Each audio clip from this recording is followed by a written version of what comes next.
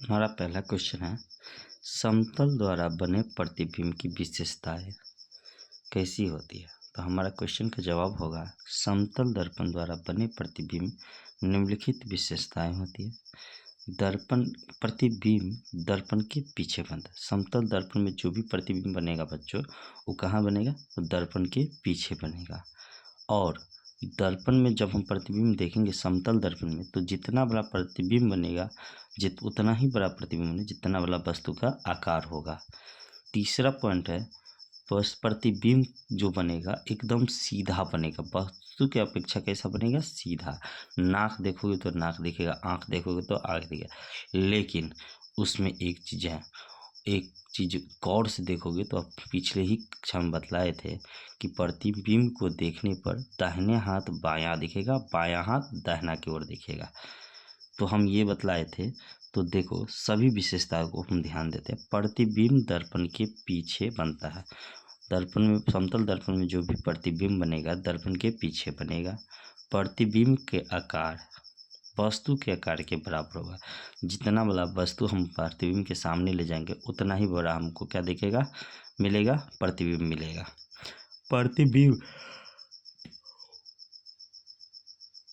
प्रतिबिंब वस्तु की अपेक्षा सीधा बनता है। मतलब क्या होगा कि वस्तु के सामने में हम जो भी वस्तु सामान ले जाएंगे, दर्पण के सामने में जो भी वस्तु हम ले जाएंगे उनका प्रतिबिंब जो बनेगा हमेशा सीधा ही बनेगा।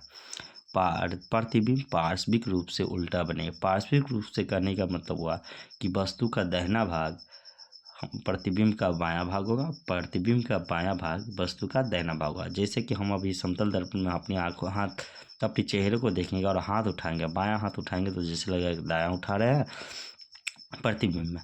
अगर हम दाहिना खुद का उठाएंगे तो प्रतिबिंब में लगेगा जैसे कि बायां उठा रहे हैं। इसके बाद होता है प्रतिबिंब उल्टा होता है। प्रतिबिंब कैसा होता है? उल्टा होता है।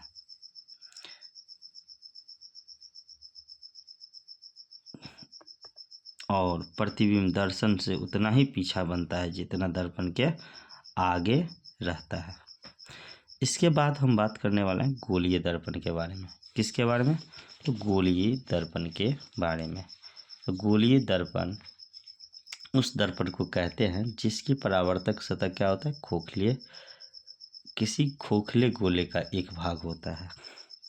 जैसे कि आप फिगर में आप देख सकते हैं, एक खोखला मान के चलो गोला है जिसमें दोनों तरफ हम क्ले किए, एक में अंदर की तरफ एक में बाहर की तरफ। जिसमें बाहर की तरफ कलई है वो हो जाएगा अवतल दर्पण, जिसमें अंदर की तरफ कलई है वो हो जाएगा उत्तल दर्पण। जिसके बीच के में जो भी इन वृत्ताकार जो पथ देख रहे हो आप, गोलेकार देख, उसके केंद्र जो होगा वो उसको हम वक्रता केंद्र कहेंगे। और केंद्र से ध्रुव तक की दूरी को हम क्या कहेंगे? वक्रता त्रिज्या कहेंगे। और ये जो देख रहे हैं आप, ये क्या है? मुख्य अक्ष है। तो हम सभी के बारे में डिटेल में पढ़ेंगे। सबसे पहला पढ़ना है हमको ध्रुव के बारे में। तो ध्रुव जो होता है, क्या होता है ध्रुव? गोलीय दर्पण के मध्य बिंदु को क्या कहते हैं? ध्रुव कहते हैं। गोलीय दर्पण के मध्य बिंदु को क्या कहेंगे बुआ? ध्रुव कहेंगे। तो आप देख सकते हो ये जो मध्य बिंदु है ये गोलीय दर्पण है, इसका क्या है? मध्य बिंदु है। तो ये क्या हो जाएगा? ध्रुव हो जाएगा। जिससे हम किससे पी सूचित करेंगे? तो जिसे हम पी से सूचित करेंगे। इसके बाद हम बात करने वाले हैं वक्रता केंद्र। वक्रता केंद्र, तो गोलीय दर्पण के जिस भाग को हम वक्रता केंद्र कहेंगे वो गोलीय दर्पण का जिस खोखला भाग से बना होता है दर्पण का केंद्र, उस खोखले भाग का जो केंद्र होगा उसी को हम वक्रता केंद्र कहेंगे।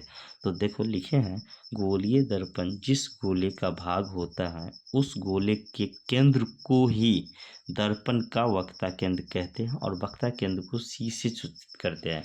वक्रता केंद्र को किससे सूचित करते हैं बुआ? सी से। इसके बाद हम बात करेंगे मुख्य और वक्रता केंद्र के बारे में। मुख्य अक्ष और वक्रता केंद्र के बारे में सब बात किए हैं लेकिन फिर भी एक बार लिख ले। वक्रता त्रिज्या होगा, वक्रता केंद्र लिखा गया है वक्रता त्रिज्या, इसको हम सुधार लीजिएगा। ये क्या है? वक्रता केंद्र नहीं है, वक्रता त्रिज्या है। गोलीय दर्पण जिस गोले का भाग होता है उसकी त्रिज्या को, दर्पण को वक्ता त्रिज्या कहते हैं, जिसे आर से सूचित किया जाता है। उसको हम किससे सूचित करेंगे? आर से। और ये वक्ता केंद्र नहीं, ये वक्ता क्या है? त्रिज्या है। इसके बाद होता है मुख्य अक्ष या प्रधान अक्ष। मुख्य अक्ष जो होता है गोलीय दर्पण के ध्रुव वक्ता केंद्र को मिलाने की सरल रेखा को क्या कहेंगे? मुख्य अक्ष कहेंगे। मुख्य अक्ष जो होता है गोलीय दर्पण के ध्रुव से वक्ता केंद्र को मिलाने वाली सरल रेखा को दर्पण का मुख्य अक्ष कहेंगे। इसके बाद है बुआ गोलीय दर्पण कितने प्रकार के होते हैं। तो गोलीय दर्पण के प्रकार जानने से पहले समझ लो कि दर्पण कितने प्रकार के होते हैं। तो दर्पण जो होता है हमारा दो प्रकार का होता है। दर्पण दो प्रकार का, कौन कौन? तो पहला होता है समतल दर्पण, दूसरा होता है गोलीय दर्पण। पहला होता है समतल दर्पण, दूसरा होता है गोलीय दर्पण। गोलीय दर्पण कितने प्रकार के होते हैं? तो गोलीय दर्पण भी दो प्रकार के होते हैं, अवतल दर्पण और उत्तल दर्पण। अवतल दर्पण और उत्तल दर्पण। अगर तुमसे कोई पूछ देगा बुआ कि अवतल दर्पण किसे कहते हैं, तो गोलीय दर्पण जो होता है ना उसका उभरा हुआ सतह, उसका परावर्तक सतह अगर अंदर की ओर धंसा होगा, परावर्तक सतह अंदर की धंसा होगा, जिसमें हम अपना चेहरा देखते हैं, वो अगर अंदर की ओर धंसा होगा तो उसको हम समझेंगे कौन सा दर्पण है? तो अवतल दर्पण है। क्या है? अवतल दर्पण है। लेकिन वहीं अगर गोलीय दर्पण का परावर्तक सतह यानी कि जिस पे हम अपना चेहरा देखते हैं और बाहर की ओर धंसा होगा और उभरा होगा, तो उस दर्पण को हम उत्तल दर्पण कहेंगे।